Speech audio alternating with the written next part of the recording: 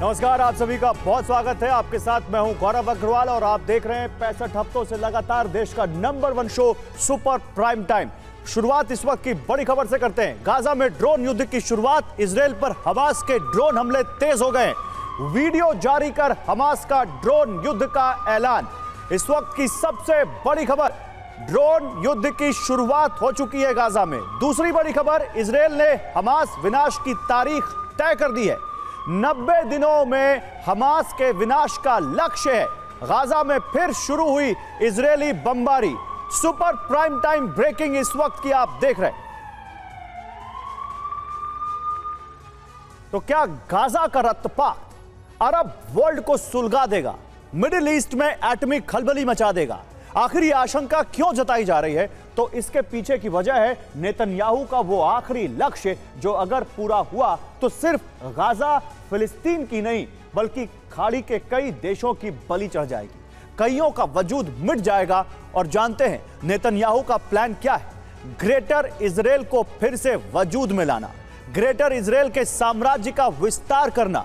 लेकिन एक बात यह भी साफ है कि अगर नेतन्याहू ने ग्रेटर इजराइल को लेकर गदर मचाया तो मिडिल ईस्ट के बैटल ग्राउंड में चीन, रूस जैसे महाशक्तियों की एंट्री तय है, जिसका मतलब है न्यूक्लियर वॉर। आखिर कैसे, इस रिपोर्ट में देखिए।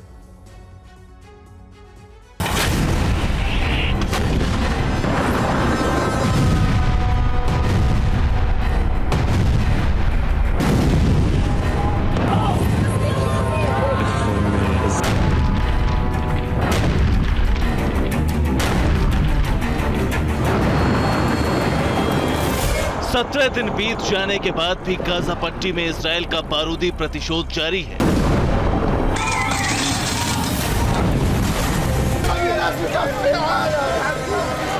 बारूदी कोहराम जारी है। गाजा का कोना कोना बारूदी बवंडर से दहलना जारी है।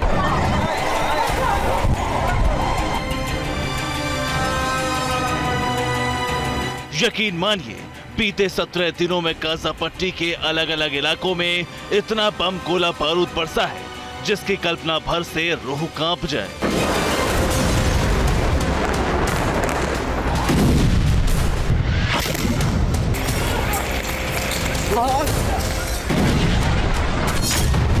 वैसे तो गाजा पट्टी को लेकर, इजराइल के जंगी तेवरों को लेकर पूरे अरब वर्ल्ड में खलबली मची हुई है। कई मुस्लिम देश इजराइल के खिलाफ आकर खड़े हो चुके हैं, मगर इसके साथ साथ इजराइल के भीतर भी कोहराम मचा हुआ है।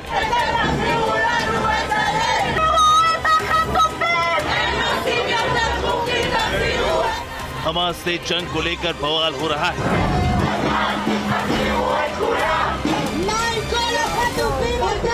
दावा तो ये तक किया जा रहा है कि किसी भी वक्त इजराइल के भीतर भी गृह युद्ध छिड़ सकता है।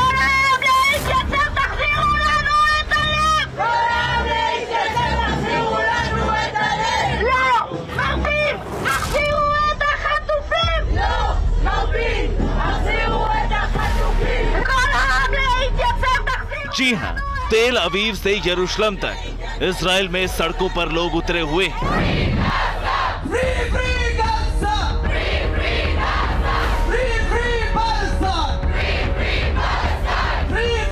पीएम नेतन्याहू के खिलाफ विरोध प्रदर्शन कर रहे हैं। आईडीएफ की कार्रवाई को लेकर लोगों में गुस्सा है। जानते हैं क्यों?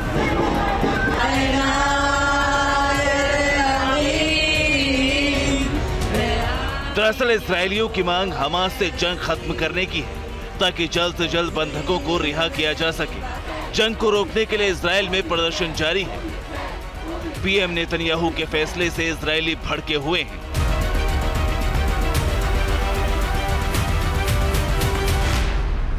आपको बता दें कि हमास के लड़ाकों ने 200 से ज्यादा लोगों को बंधक बना रखा है। हालांकि इजरायली सेना बंधकों को छुड़ाने के लिए तमाम तरह के ऑपरेशन को अंजाम दे रही है।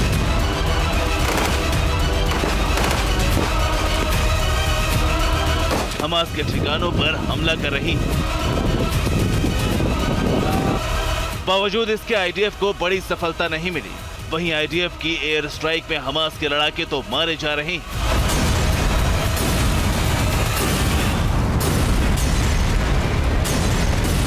मगर इसके साथ कुछ बंधकों के भी मारे जाने की खबरें सामने आ रही हैं।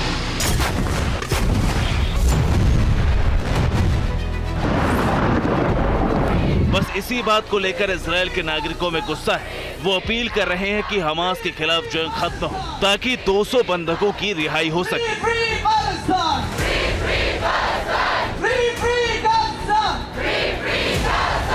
एक तरफ अरब देश गुस्से में है तो वहीं दूसरी तरफ इजराइल में ही नेतन्याहू का विरोध हो रहा है।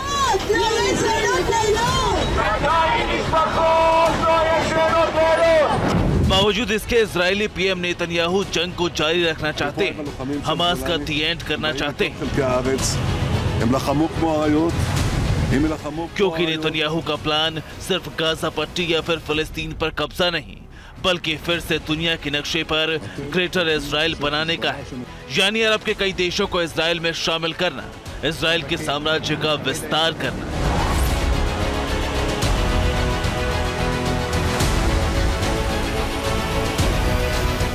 आप भी सोच रहे होंगे कि जंग गाजा में हो रही है, इजराइल का दुश्मन हमास है और इजराइल का मकसद फिलिस्तीन पर कंट्रोल करना है। ऐसे में ग्रेटर इजराइल की थ्योरी ने इस जंग में कैसे एंट्री मारी? क्यों इजराइल के ऑर्थोडॉक्स विंग के लोग ग्रेटर इजराइल पर बात करने लगे हैं? क्यों यह आशंका जताई जा रही है कि जल्द ही नेतन्याहू मिडिल ईस्ट का ही नक्शा बदल देंगे?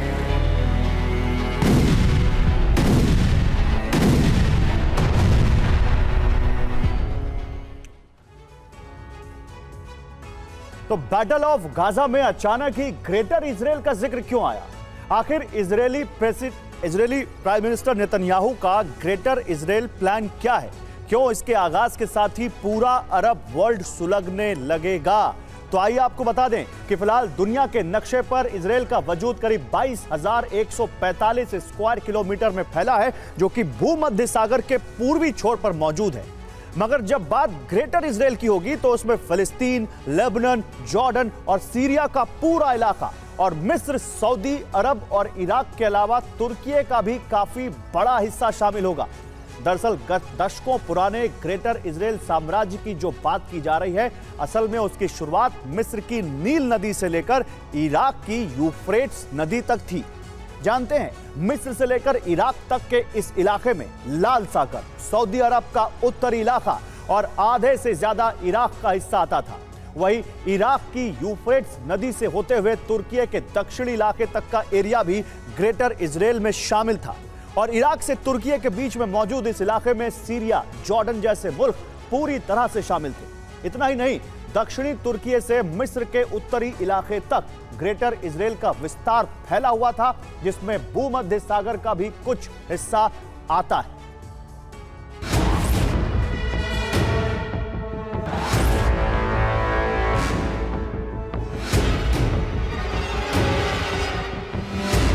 यकीन मानिए, अगर नेतन्याहू ग्रेटर इजराइल को साकार करने में कामयाब होते हैं तो इतिहास के पन्नों में उनका नाम तो दर्ज होगा ही, मगर इजराइल के इस कदम से पूरे मुस्लिम वर्ल्ड में आग लग जाएगी।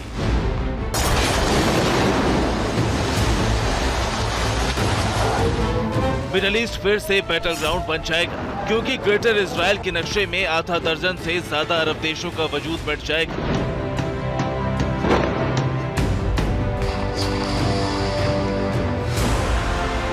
शायद इसीलिए इजरायली सेना हमास पर ताबड़तोड़ हमले कर रही है, ताकि जंग की आंच बाकी मुल्कों तक भी पहुंचे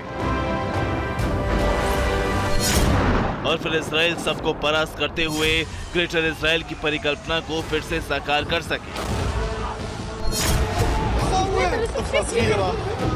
मगर हैरानी इस बात की है कि यूएन में संबोधन के दौरान नेतन्याहू ने ग्रेटर इजराइल का जो नक्शा दिखाया, उसमें सिर्फ फिलिस्तीन को शामिल किया गया था। The whole Middle East changes. We tear down the walls of enmity. मुमकिन है कि नेतन्याहू चोरी छुपे ग्रेटर इजराइल प्लान को एक्टिवेट कर सकते हैं, लेकिन ये तभी संभव है जब अमेरिका उसके साथ खड़ा हो, और मौजूदा वक्त में अमेरिका नहीं चाहता कि नेतन्याहू ग्रेटर इजराइल को साकार करने के लिए कोई कदम उठाए।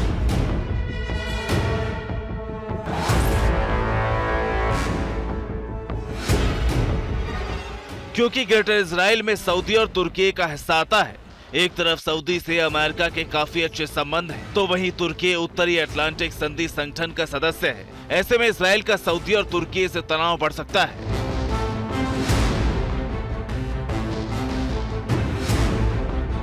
वहीं इराक और सीरिया में भी अमेरिका का दबदबा है। ऐसे में अगर नेतन्याहू ग्रेटर इजराइल की परिकल्पना को साकार करते हैं तो फिर अमेरिका के लिए टेंशन बढ़नी तय है। मुमकिन ये भी है कि इजराइल के इस कदम से अमेरिका के कई जिगरी अरब देश पाला भी बदल सकते हैं, यानी रूस और चीन के खेमे में जा सकते हैं। शायद यही वजह है कि रूस, चीन और ईरान जैसे मुल्क चाहते हैं कि नेतन्याहू ऐसी गलती करे ताकि मिडिल ईस्ट में फिर से वॉर का फ्रंट तैयार हो सके।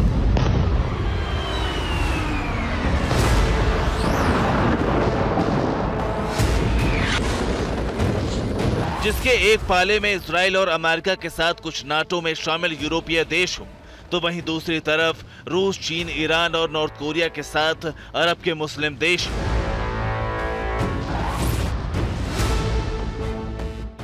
यकीन मानिए, अगर ऐसी खेमेबंदी हुई तो एक बात शीशे की तरह साफ है, पुतिन, जिनपिंग, किम और रईसी का गठबंधन वर्ल्ड ऑर्डर बदल देगा।